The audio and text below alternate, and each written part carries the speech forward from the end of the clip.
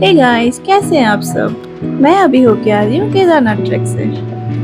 इस व्लॉग में मैं दिखाऊंगी कि कैसे हमने शुरू किया था दिल्ली से और कैसे हम वहाँ पहुँचे और कैसा एक्सपीरियंस रहा। हर हर Mahadev. So let's get started. Kedarnath जाने के लिए मैं सुपर एक्साइटेड थी। हमने अपना लगेज पैक कर लिया था ऑलरेडी। इसके लिए ऑनलाइन रजिस्ट्रेशन करना पड़ता है। चारधाम यात्रा की वेबसाइट है।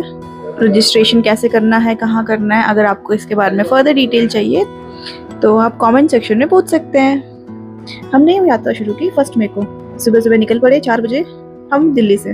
हम एक्साइटेड तो थे, साथ ही साथ ये भी सोच रहे थे कि क्या हमसे हो पाएगा कि नहीं, पर महादेव का नाम लेके हम निकल पड़े अपनी यात्रा पे। हम लोगों ने कैब सर्विस की थी फ्रॉम दिल्ली टू केदारनाथ, लेकिन आप अपना पर्सनल व्हीकल ले जा सकते हैं या तो आप बस सर्विसेज ले सकते हैं from Delhi to Rishikesh and then Rishikesh to Sonprayag.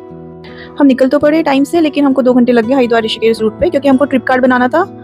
जो टैक्सी सर्विसेज होती है उनके लिए ज़रूरी होता है ट्रिप कार्ड बनाना और परमिट लेना वाइल ट्रैवलिंग टू चारधाम।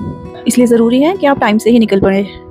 रास्ते में मिला हमें हरिद्वार, फिर हम हरिद्वार के रूट गए ऋषिकेश। आप जैसे ही उत्तराखंड एंटर करते हो तो वो फीलिंग आ जाती है, स्पिरिचुअल फीलिंग, कि आप देवभूमि में एंटर कर गए हैं। यहाँ की वाइब भी अलग है, सीनिक ब्यूटी, पीस। ऋषिकेश से होते हुए हम पहुँचे देवप्रयाग। उत्तराखंड में 5 प्रयाग हैं और प्रयाग का मतलब होता है नदियों का संगम। ये जगह काफ़ी पवित्र मानी जाती है। यहाँ के पहाड़, नदियाँ, everything gives a spiritual calmness and peace. Devprayag से गए हम रुद्रप्रयाग और रुद्रप्रयाग से फाटा, जहाँ हमारा स्टे था। इस होटल के बारे में अगर आपको जानकारी चाहिए तो वो भी आप कमेंट सेक्शन में पूछ सकते हैं। अगले दिन की शुरुआत हुई चाय और टोस्ट के साथ। हम निकल पड़े सोनप्रयाग की तरफ। केदारनाथ को जाने वाली जितनी भी गाड़ियाँ होती हैं उनको सोनप्रयाग के पार्किंग में पार्क करनी पड़ती है, क्योंकि यहाँ से गाड़ी आगे नहीं जाती। सोनप्रयाग की पार्किंग से 1 किलोमीटर आगे चल के चेक होता है ऑनलाइन रजिस्ट्रेशन, क्योंकि वही लोग अलाउड होते हैं जिनके पास रजिस्ट्रेशन होता है। रजिस्ट्रेशन करवाने के बाद एक लाइन लगती है शटल के लिए। यहाँ से शेयरिंग टैक्सी जाती है for Gaurikund. The journey was so beautiful कि टायर्डनेस फील ही नहीं हुआ। शटल जो लेती है गौरीकुंड से वो लगभग 5 मिनट में आपको गौरीकुंड पहुँचा देती है। गौरीकुंड ही वो जगह है जहाँ से ट्रैक शुरू होता है केदारनाथ के लिए, और यहाँ से लगभग होता है 22 किलोमीटर्स। तो 22 किलोमीटर्स आपको पैदल चल के आपको केदारनाथ जी के दर्शन हो जाते हैं। हमने ट्रैक शुरू किया अराउंड 10 o'clock। हमने सोचा तो यही था कि हम ट्रैक पैदल ही करेंगे, और हम इस चीज़ के लिए मेंटली प्रिपेयर भी थे। हमने इसकी तैयारी भी कर ली थी। एकदम लाइट बैग था हमारे पास, और जो भी एसेंशियल रिक्वायरमेंट्स थी, पानी की बॉटल, इलेक्ट्रल, कपूर, dry fruits, energy bars and even medications. But 6 to 7 kilometres चलने के बाद हमने रियलाइज़ किया कि ये जर्नी पैदल करना बहुत डिफ़िकल्ट है। So we took pony ride.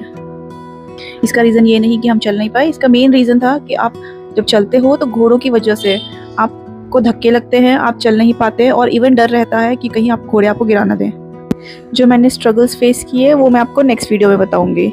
मंदिर से 2 किलोमीटर पहले बेस कैंप आता है, जहाँ तक घोड़े अलाउड होते हैं, उसके आगे नहीं।